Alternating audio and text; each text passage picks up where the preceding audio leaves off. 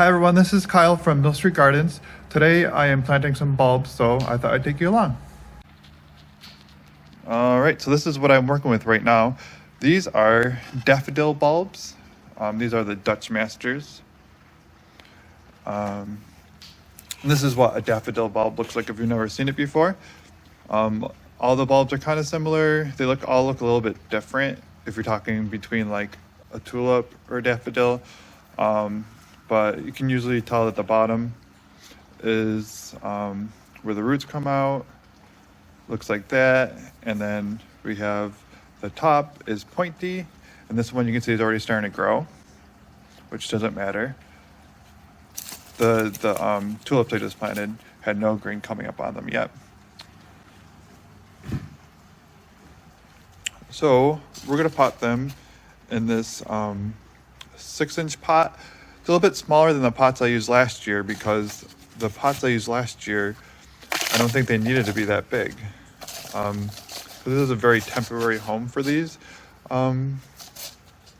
daffodils. They're just gonna, root into the soil in the bottom, and then they'll do their thing, and people will either enjoy them and then, get rid of them, or they can plant them in the ground themselves.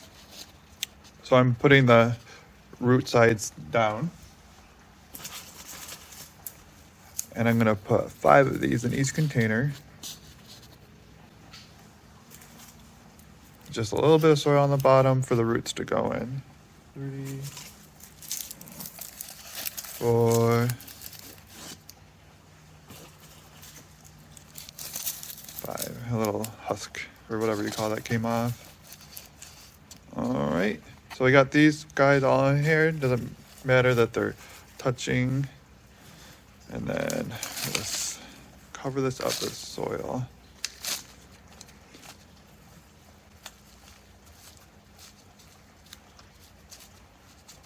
All right. All right, so now I'm gonna water them in. You just need adding just enough water just to get the bulbs settled, and just add a little bit moisture because the potting mix itself is pretty wet already. I'm gonna do these ones. I did this earlier, but save the watering to show you. All right, so there's that step. All right, so that's that. And I'm just gonna leave these guys here all winter. So let me show you what I planted. Okay, so here's what we planted. We have 2 types of hyacinths, which are stunning when they come out, and they smell wonderful. They smell like lilacs a couple weeks before lilacs. So we have this mix of blues, which is really pretty. And we also have a mix of pink. That's what they look like in their pots. We have the tulip cookie mix, which I think is a really pretty mix. The white, the pinks, and that dark purple. We have a double daffodil called Replete. And we also have the daffodil called Minnow, which has a bunch of small little flowers. Like each head has multiple, or each stem has multiple flowers on it. A lot of people ask about alliums. They see them, but they're not really sure what they are. So these are just a flowering, onion type deal. This is a gladiator allium. So send a stem up that gets 40 to 50 inches tall, and then it'll grow a flower on it that gets pretty big, and they're very striking. We have them growing in front of the garden center, and people always comment on how much they like them. We also have the purple sensation allium. This is just like the gladiator, but it's a little bit smaller. We have